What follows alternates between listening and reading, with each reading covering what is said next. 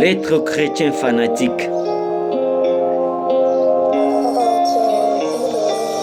Mes larmes coulent en voyant ce qui se passe aujourd'hui. Touché par les cœurs, mon corps est affaibli. Comme une personne qui pense se déplacer, mais empêchée par la pluie. Scandaleux de voir les chrétiens oublier leur maître pour des choses matérielles que leur pasteur leur présente, oubliant que ceux-ci vont disparaître dans les jours qui suivent. Le monde est dans la panique.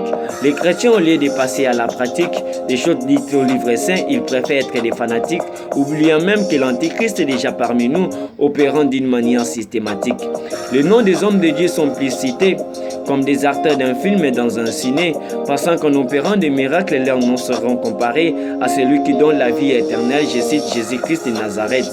Les Écritures saintes nous rappellent que dans le dernier temps, quelques-uns abandonneront la foi pour s'attacher à des esprits séducteurs et à des doctrines des démons. Ces hommes-là sont de faux apôtres, des ouvriers trompeurs déguisés en apôtres de Christ. Et cela n'est pas étonnant, puisque Satan lui-même se déguise en ange de lumière. Ce ne sont pas ceux qui disent « Seigneur, Seigneur » entreront tous dans le royaume des cieux, mais ceux qui font la volonté du Père qui est dans les cieux. Malheur à vous, pasteurs et prophètes hypocrites, parce que vous fermez aux hommes le royaume des cieux. Vous n'y entrez pas vous-même et vous ne laissez pas ceux qui le veulent.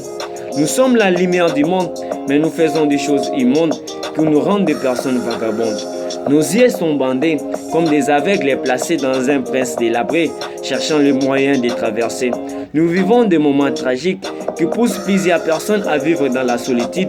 Au lieu de demeurer dans la présence de Dieu, elles se laissent emporter par la crainte, croyant que nous vivons déjà la fin du monde, or que ce n'est que le début de ce que nous devons voir.